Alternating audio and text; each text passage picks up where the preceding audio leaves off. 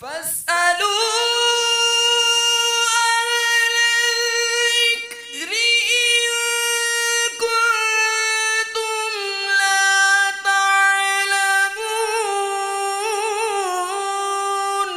تو اے لوگو علم والوں سے پوچھو اگر تمہیں علم نہ ہو۔ صلوا علی الحبیب صلی اللہ علی محمد صلی اللہ علیہ وسلم۔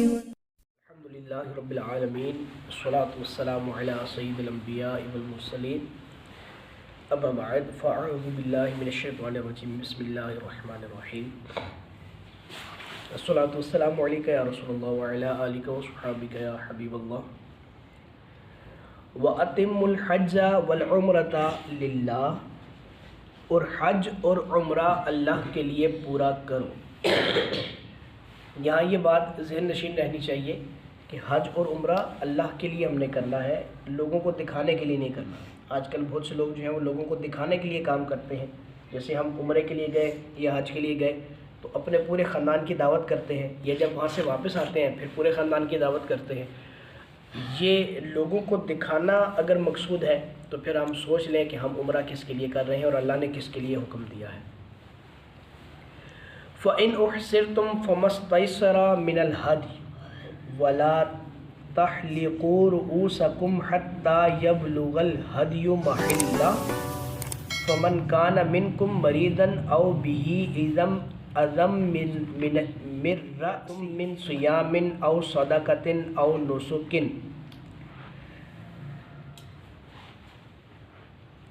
اور پھر اگر تمہیں مکہ سے روک دیا جائے تو حرم میں قربانی کا جانور بھیجو جو میسر آئے، اور اپنے سر نہ منڈاؤ جب تک قربانی اپنے ٹھکانے پر نہ پہنچ جائے۔ پھر جو تم میں بیمار ہو یا اس کے سر میں کچھ تکلیف ہے تو روزے یا خیرات یا قربانی کا فدیہ دے۔ فَإِذَا أَمِنْتُمْ فَمَنْ تَمَتَّعَ بِالْعُمْرَةِ إِلَى الْحَجِّ فَمَا اسْتَيْسَرَ مِنَ الْهَدْيِ فَمَنْ لَمْ يَجِدْ فَصِيَامُ ثَلَاثَةِ أَيَّامٍ فِي الْحَجِّ وَسَبْعَةٍ إِذَا رَجَعْتُمْ تِلْكَ عَشَرَةٌ كَامِلَةٌ۔ پھر جب تم اطمینان سے ہو تو جو حج سے عمرہ ملانے کا فائدہ اٹھائے اس پر قربانی لازم ہے جیسی میسر ہو۔ پھر جو قربانی نہ پائے تو 3 روزے حج کے دنوں میں رکھے اور 7 روزے جب تم گھروں کو لوٹ کر جاؤ، یہ مکمل 10 ہیں۔ ذَلِكَ لِمَن لَّمْ يَكُنْ أَهْلُهُ حَاضِرِ الْمَسْجِدِ الْحَرَامِ وَاتَّقُوا اللَّهَ وَاعْلَمُوا أَنَّ اللَّهَ شَدِيدُ الْعِقَابِ۔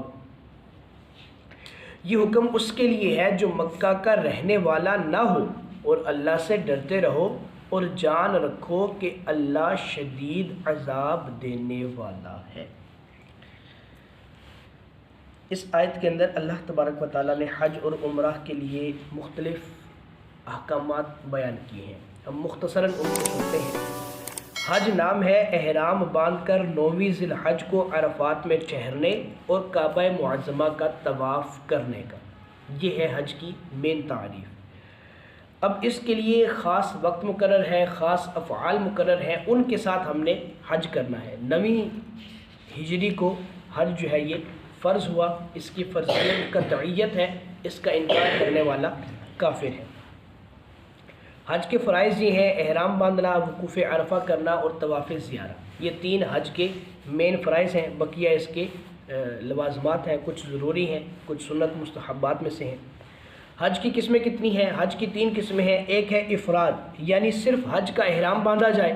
نمبر 2 تمتع، یعنی پہلے عمرہ کا احرام باندھا جائے، پھر عمرہ کے احرام سے فارغ ہونے کے بعد اسی سفر حج میں حج کا احرام باندھا جائے، یہ نمبر 2 ہے۔ نمبر 3 قران، یعنی عمرہ اور حج دونوں کا اکٹھا احرام باندھا جائے گا، عمرہ کر لیا جائے گا تو احرام کی پابندیاں ختم نہیں ہوں گی اور حج بھی اسی احرام کے ساتھ کرنا پڑے گا۔ عمرہ کیا ہے؟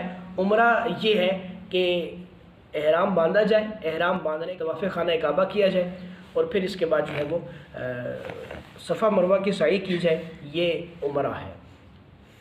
چونکہ اس کے اندر تفصیلات بہت زیادہ ہیں، کتب فقہ کے اندر ان تفصیلات کو دیکھا جا سکتا ہے، یہاں ہم صرف مختصراً عرض کرتے جائیں گے۔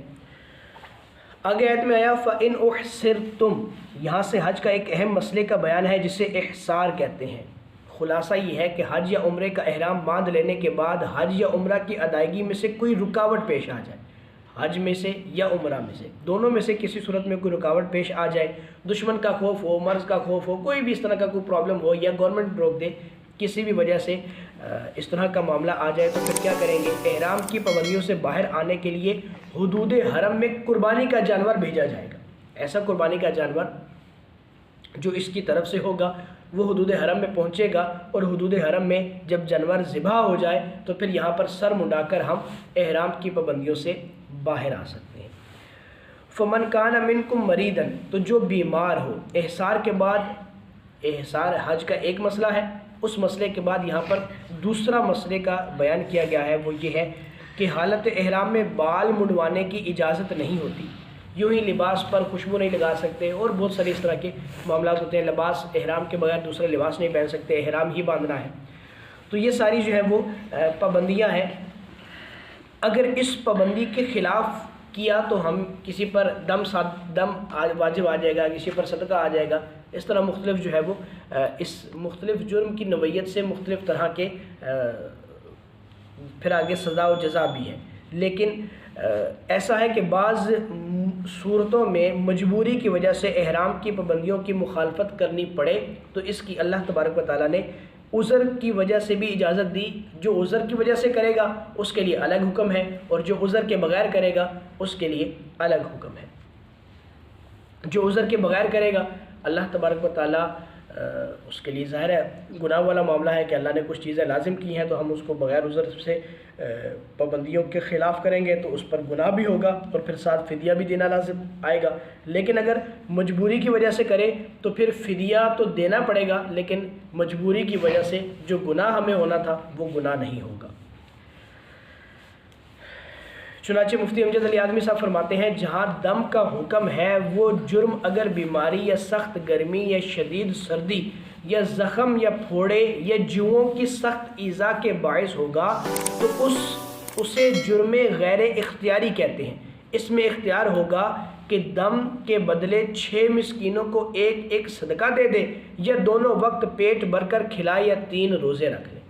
یعنی اگر مجبوری کی وجہ سے احرام کی پابندیوں کے خلاف جانا پڑا، اور وہ بھی مجبوریاں ایسی ہیں کہ وہ جو ضروری ہیں کہ ان کے بغیر اب چارہ کار نہیں رہا، تو پھر اللہ نے اجازت دی ہے کہ آپ قربانی دے دیں، یا قربانی کے بدلے میں 6 مسکینوں کو کھانا کھلا دیں، یا جناب ان کو ایک صدقہ دے دیں، تو یا روزے رکھ لیے جائیں۔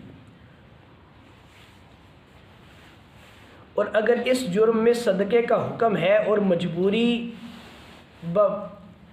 مجبوری کی وجہ سے اختیار کیا گیا یہ جرم ہے، تو اس میں پھر کیا ہے کہ اس میں 1 روزہ بھی رکھ لے تب بھی معاملہ صحیح ہو جائے۔ من تمتع بالعمرۃ الی الحج، تو جو حج سے عمرہ ملانے کا فائدہ اٹھائے۔ جو شخص ایک ہی سفر میں شرائط کا لحاظ کرتے ہوئے حج و عمرہ کی سعادت حاصل کرے، اس پر شکرانے کے طور پر قربانی لازم ہے، اور یہ قربانی عید کے دن والی قربانی نہیں ہوتی بلکہ اس کے علاوہ قربانی ہوتی ہے۔ یہ حج کا ایک تیسرا مسئلہ یہاں پر بیان کیا گیا ہے۔